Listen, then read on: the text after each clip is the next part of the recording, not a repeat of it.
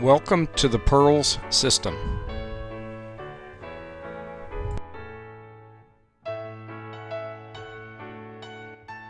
This is the way that you get the Perals from Ordella, and it goes in a NIM bin and power supply, and it needs also a multi-channel analyzer to operate. So installation in the NIM bin and power supply, make sure that the NIM bin and power supply is turned off, slide the instrument in, secure it with the screws, turn the power on. This is the Perals Spectrometer, and we're going to go over the front panel controls and indicators today.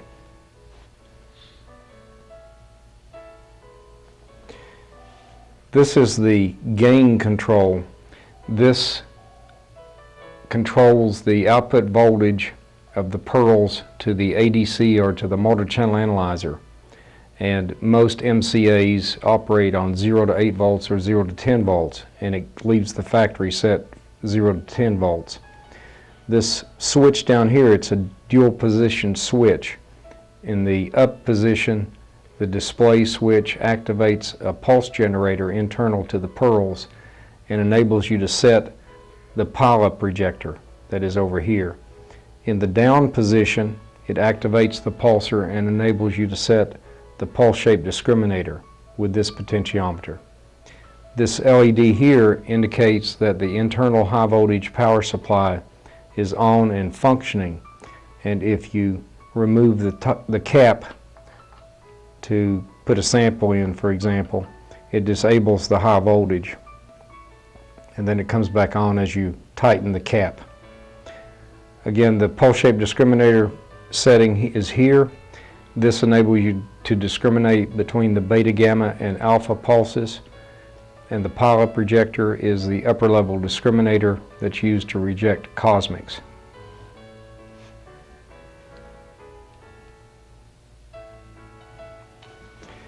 There are 3 outputs on the Perals at the bottom, B and C outputs. The first output here is the pulse shape output, or the timing output. This is used to set the pulse shape discriminator to discriminate between the beta, gamma, and alpha pulses. The generator or the gate output is not used in most applications. The pulse height output goes to the ADC of the multi-channel analyzer.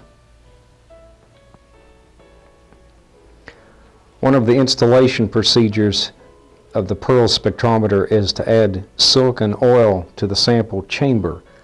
Approximately 15 to 20 milliliters of silicon oil will be required to fill the chamber initially. So to add it, you just take a plastic dropper, get silicon oil, and add it to the chamber to the bottom of the fill slot that you see here. Then for your sample, wipe it with a lint-free cloth, put it in the chamber, add the top, and the high voltage power supply is on as indicated by this LED.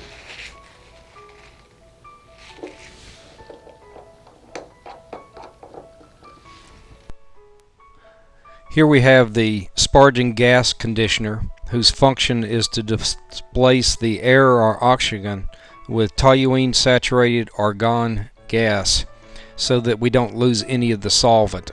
This first column is a dry right column, and it's used to dry the argon gas. The second column is a gas washing bottle filled with toluene and a glass frit. We use 5-9s argon, that is 99.999% pure argon, and we're sparging through a 9-inch long Pasteur pipette into the 1 milliliter of sample at the bottom, and we sparge for approximately 2 to 3 minutes to remove all the air and prepare the sample for counting.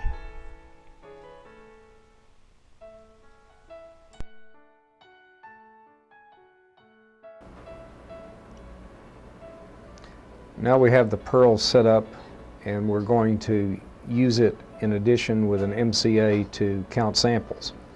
The first thing that we do is connect the cable to the MCA or the ADC to the pulse shape output or the timing output.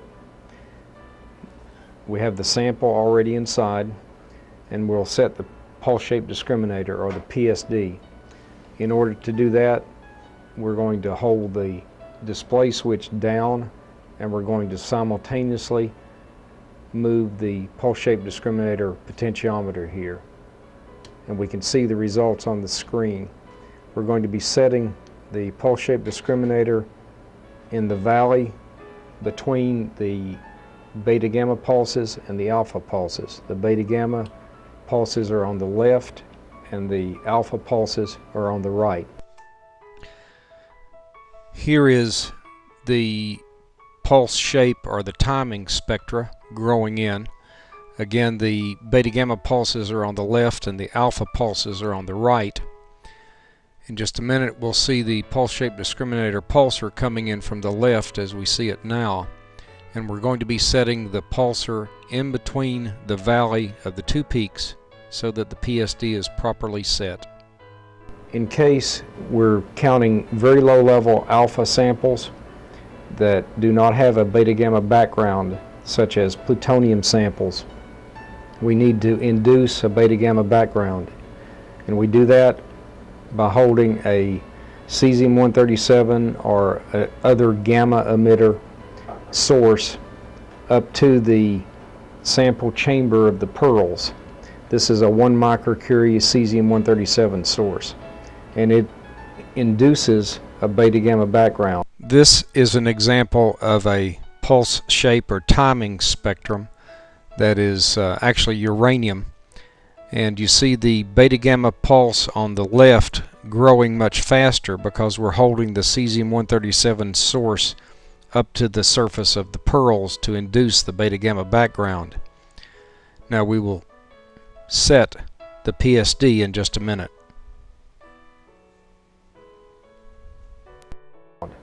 And then we set the pulse shape discriminator just to the right of the beta gamma background, and we'll effectively discriminate 99.95% of the beta gammas out and just leave the alpha counts whenever we go to the pulse height mode.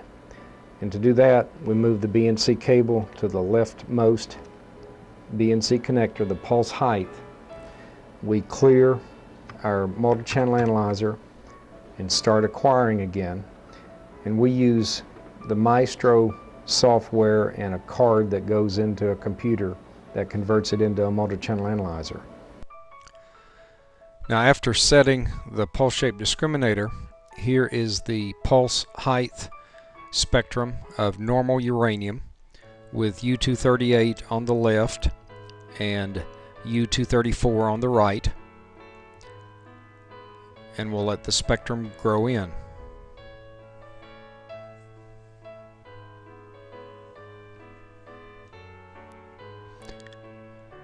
We also have an optional coaxial switch box that allows you to select between the timing outputs and the pulse height outputs with a simple flick of a switch. Here's a close-up of the box showing the pulse height mode at the top, and the bottom has a pulse shape mode. This is a radium-226 spectra in pulse height mode, and you see the beta gamma that is bleeding in at the left. In other words, the pulse shape discriminator has been set to 0 in this case to show the effect of no beta gamma rejection. We have set the pulse shape discriminator correctly using the timing output, and here we see a spectra, a radium-226 spectra being acquired with pulse shape discrimination, and you see the beta gamma background to the left has been eliminated.